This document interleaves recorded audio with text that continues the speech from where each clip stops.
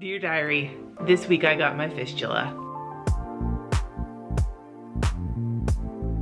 Hi everybody, this is an installment in what I'm calling the PKD Diaries, where I talk about my experiences having polycystic kidney disease and all of the things I'm going through as I approach end-stage renal disease. I wanted to vlog this. I wanted to vlog the recovery of my surgery. That was my original plan. And I'm sorry if the light gets all wackadoodle. It's one of those days. I underestimated how rough recovery of surgery was going to be. I actually started to vlog this week and then it just didn't happen. So I figured I'd just sit down and talk about it briefly so you can understand kind of what kind of surgery I had and why I had it, how the surgery, pre-op, the surgery itself, and then the recovery went, and what the next steps are moving forward. If you're interested in that, that's what we're gonna talk about today. If not, plan your shit comes next week. So first of all, what surgery did I have? The surgery I had is to get a fistula. Now what a fistula is it takes your vein and a vein and an artery, and it puts them together into like kind of a super situation, super blood vessel.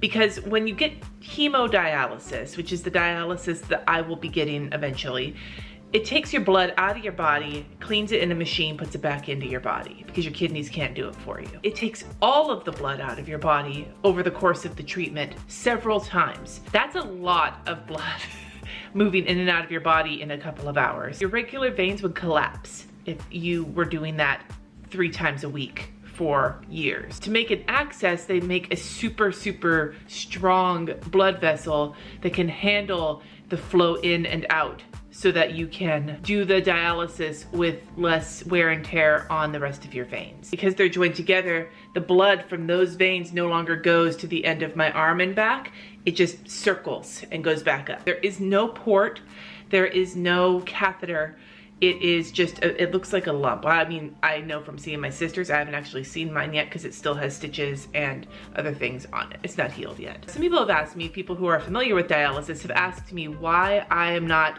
looking into doing peritoneal dialysis, or PD, which is where they put a catheter in your abdomen and they fill it up with fluid and they use your abdominal lining to filter the blood that way instead of bringing it out. Like, your blood doesn't leave your body. It's less of a hassle on your body. You do it at home. It is easier on you. My kidneys are gigantic. 2 years ago, they were 28 centimeters long. I'm getting imaging in another week where I will find out how big they are now. But because of polycystic kidneys, they are basically the size of footballs. They're big, they're lumpy, they take up a lot of space. I don't have enough room in my abdomen to bring on 3 liters of fluid as well as my kidneys. It would be uncomfortable for me, and it could be dangerous to put that much pressure on my kidneys because of how many cysts that they have. So that style of dialysis is just not feasible for me at this time. Am I going to do it at home? Maybe. That's been our goal, is to do it at home, but it depends on how things go with the transplant process, which will be the subject of later videos, I'm sure. So that tells you what I got done and why I got it done. Now let me tell you about the surgery. It's my first surgery. I've never had surgery before. The closest I've been is being in the hospital to have my kids, and those came out of my hoo-ha. I did not have it. Oops, I keep hitting my paintbrushes. I did not have a C-section. This is the first time I ever had surgery. I had to stop eating food at midnight on New Year's Day because my surgery was on the 2nd. I actually stopped around 7:30 or 8 to have a dinner and a cookie, and then I stopped because I was done eating. I had to get up at 5:30 in the morning because my surgery check-in time was 8 a.m. I had to stop drinking clear fluids, and I hate the word fluid, PS. I had to stop drinking clear fluids at 6. In like the 15 minutes before I was done with clear fluids, I had to drink this thing called Clear Fast. It's like a nasty sort of Gatorade carbohydrate drink to keep you somewhat hydrated and having like some amount of something in your system while you're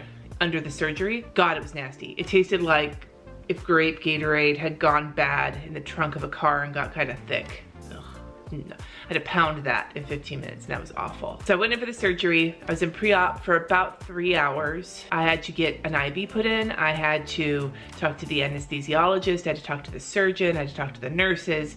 My husband and my son were allowed to come back and hang out with me after I got all of the IV things and shit in. And I will tell you, if you've ever had surgery before, that thing where they put the hot air in it, the blanket, that's like a big balloon of hot air, I want one of those. The anesthesia that I was under was not general. They sedated me, put me into what they called twilight, and then they gave me local anesthetic on my arm. I actually slept through the whole surgery. I was so tired, probably from getting up at 5:30 in the morning and not really sleeping well the night before because I was nervous. So they got me into the operating room. They put the oxygen on me, told me they were adding it. I felt it kind of crawling up my arm and then I fell asleep. When I woke up, I was in recovery, and I had hoped for some ice chips or some water or something because I hadn't had anything to drink. But when I woke up, they told me I had been in surgery for about an hour longer than they had expected. The surgery was supposed to go for about an hour. I was supposed to be out around 12:15 or so. I actually came out about 1 because the first site that they were going to place my fistula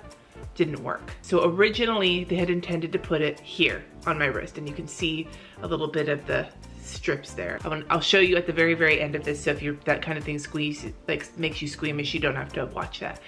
So they wanted to put it right here, and it didn't work. They had to close off the veins and then close off that incision, and then they put it right here. This is my elbow, and they put it right above my elbow, and that's where they placed the fistula. So I actually had 2 incisions coming out of surgery. When I came out of surgery, they kept me on painkillers, and they kept me on fasting, no liquids, no food, because the surgeon wasn't sure if that one had worked either. So they kept me under observation for about 4 hours. They had to keep coming every like 20 minutes or so and pressing at my surgical site to see if they could feel the thrill. Now, not the thrill of touching me, though there is a great thrill in touching me. Remember how I said that when you connect the vein and the artery, the blood, it's a super vessel, so the blood is rushing really fast, going like this. You can feel it. It feels like a vibration or like a whoosh, maybe like not a pulse, but just it's hard to explain, but it's a very like strange feeling of like movement in your arm. They were looking for the thrill so that they could feel it to know if it was working or not, and they were having trouble feeling it.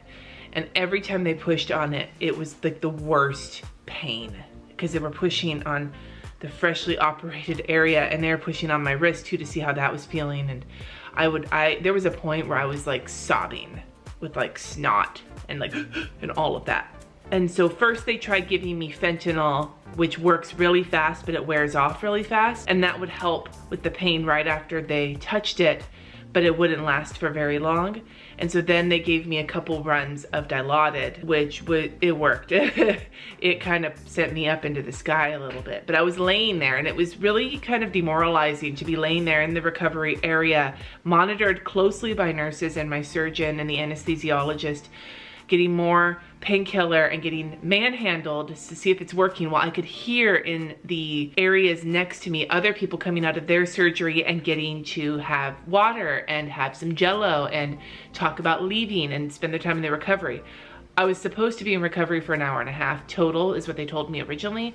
I wound up spending 4 hours in recovery waiting to see if I had to go back into surgery, and then once they finally felt like it was going to be okay to send me home, I got dressed with the help of the nurse. We went to the bathroom. I had to pee in front of her, which was very difficult for me. She turned, I had performance anxiety. It's hard to pee in front of people, apparently. They got me back to my bed to finish getting dressed, and my blood pressure tanked. It went to like 80/50 something, super low. And I got really nauseated, and I was starting to black out. And so they laid me down, put me on IV, like more fluid, there's that word again, had me laying there because they needed to bring it up before they could send me home. So I wound up being there for another 2 hours trying to get my blood pressure back up. When they finally sent me home, it was like 96/65. So still not great, but better. My husband and my son were there the whole time. My other kid was at their friend's house all day watching movies, which is the best possible place for them, so they wouldn't stress. So I got to the hospital at 8 a.m. We wound up leaving at 6:45 p.m. when originally I was supposed to leave at about 2:30. So it gives you some idea of the extra time it took. We got home. I spent about the next 4 days. I could walk around. I needed help because the problem is I can't put any weight on this arm, or I couldn't put any weight on this arm, and I was on a lot of painkillers, and if I had fallen, I couldn't catch myself with both arms. That was the big fear, was that if I fell down and I caught myself with my arms, I could injure the fistula, and that could be really dangerous for me. I'm not allowed to use a purse on my left elbow, on my left arm. I can't carry a purse on my left arm anymore. Learning to manage it is going to be part of my life, just getting used to it. The other problem that I've had with recovery has been that I have 2 incision sites, so it's like double the pain for part of the fun. And I will tell you, having an incision across the crack of your elbow sucks because it hurts when you move your arm And there was a while where I had not a lot of mobility with my shoulder or with my wrist because my muscles were so sore from my arm being straight out for 2 hours while they operated on it. So at this point, Friday, so about a week and a couple days after my surgery, I still have stitches. I still am on painkillers. It still hurts. I have my muscle mobility back. I've been working. I'm not taking painkillers while I'm working because I'm trying to stay clear-headed, but keeping my arm on the table while I'm working like this, after a while it starts to get to me. So I'm having to take it easy and practice limiting myself. I was really great at respecting my limits when my husband was home with me. He was home with me from the day of the surgery through the end of that weekend. But as soon as he went back to work this week, I started overdoing it because I'm not good at placing limits on myself. So it's been something I've been working on. I was supposed to give a sermon on Sunday this last week. I did not. I did not go to church that day, but thankfully I had written it and somebody gave it for me, and that worked out. I'm very grateful to them for doing that. I've appreciated all of your well wishes that I've seen on YouTube and on Instagram and on Facebook and all the places. Appreciate it more than you know. It really does mean a lot to me. Now that I'm recovering, what's the next step? This week I had an appointment with my doctor. She wanted to check it to see if it was still working or if they would have to go back in. And right now it seems to be working. So I need to keep using a stress ball to strengthen it, to get the blood pumping through it, to build it up. With fistula surgery, it's not ready for dialysis right after the surgery. It takes weeks of strengthening it before it can handle all of the pressure that dialysis puts on it. That doesn't mean that after the weeks of strengthening it, I'm gonna start dialysis. This is precautionary. As you can tell, it's a lot of effort to get your veins looked at, to get the surgery done, and then all the time it takes to get the fistula strengthened before you can start dialysis. So when you go into kidney failure, it's important to have your access ready as opposed to waiting, because then they have to send you into the hospital and give you a central line. You can't take a shower. That was the other thing. I couldn't shower for the first like 4 days because I had to up the dressing, and that sucked. And if anything made me feel glad I did this surgery, it's that, because I'd rather not shower for 4 days than not be able to shower for weeks while my fistula matured and I had a central line in.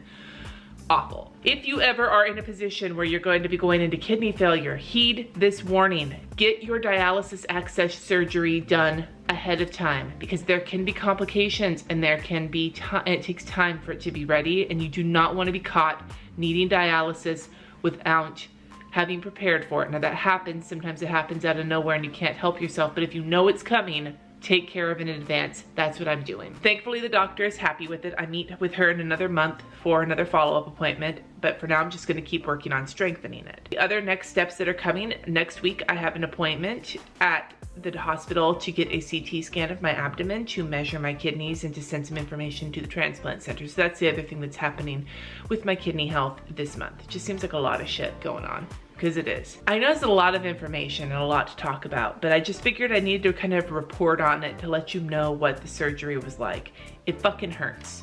It hurts like a bitch, but I'm glad I did it. But it is not a fun procedure, and the thrill, the thing you can feel, feels really weird. So if you are squeamish, this is where you sign off, and I can't wait to see you in my next video. But if you're not squeamish, I'll show you what my arm looks like right now. So here's my wrist. The inside has stitches, and then it's closed with surgical glue, and then these steri strips. Not much going on there. And then you can also see the Sharpie marks on it as well, somewhere underneath there. This is the actual fistula.